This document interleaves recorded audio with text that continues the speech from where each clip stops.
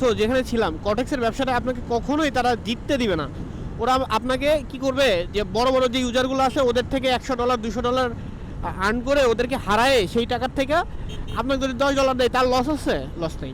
তো $100 মানে 10,000 টাকা। 10,000 টাকায় আপনি ধরেন $10 ইনভেস্ট করছেন, তখন সেই $10 থেকে আপনাকে ওরা $2 $3 $4 আপনাকে লাভ দিল। তো এই যে লাভের অংশটা যখন বেশি হয়ে যাবে না, যখন দেখতেছে যে আপনি লাভ করতে করতে $30 $40 করে ফেলছেন $10-কে, সো তখন আপনার মাথার ভিতরে আসবে, কিরে আমি তো জিততেছি, তাহলে আমি যদি বেশি ডলার ইনভেস্ট করি তাহলে বেশি ডলার পাবো।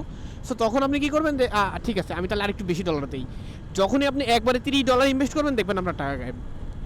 সো এখনও সময় আছে, যারা আমার ভিডিও দেখেন, যারা আমার ভিডিও দেখতেছেন, এখনও সময় আছে, আপনারা এর ভিতর থেকে বের হয়ে আসেন।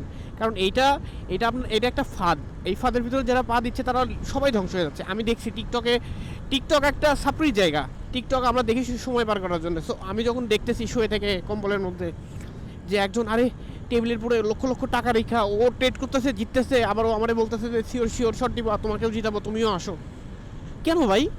সে তো জিততেছে, তাই ওর আরেকটা ইউজারের কেন দরকার হবে?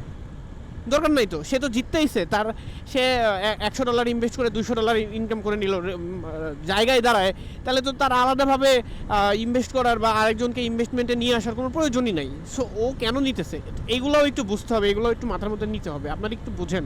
সো এইগুলা থেকে বের হয়ে আসেন। এইগুলো করলে ভাই জীবনে কোনো দিন আপনার এই টাকা উঠবে না। আপনি যে টাকা ইনভেস্ট করবেন সেটাই ভোগে, বুঝছেন? তো এইটা কিন্তু একটা জুয়া, এখনও সময় আছে, এগুলোর থেকে বের হয়ে আসেন।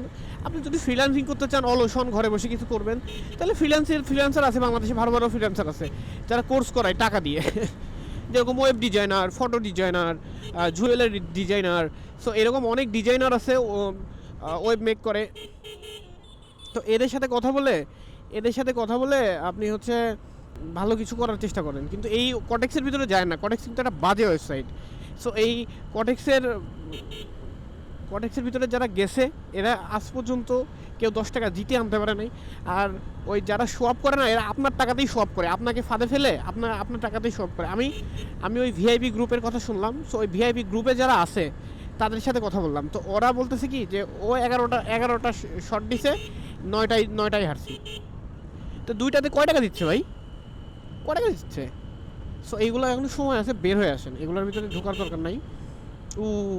ভাই এটা আমার ফেভারিট গাড়ি, এটা দামে কম মানে ভালো, গাড়িটা সার্ভিস রাখতে পারলে গাড়িটা ভালো। আর এক্স চাচার বয়স আর গাড়ির বয়স সমান। আমাকে যদি পুলিশ ধরে তাহলে আমার কিছু বলার নাই, আমার গাড়ির কাগজ ঠিক নেই। আজ না কাল না পরশু না তরশু করে দিব করে দিতেই পারতেছি না টাকাটা। এর মধ্যে পুলিশ আমাকে ধরে মামলাটা দিলে খুব কষ্ট পাবো।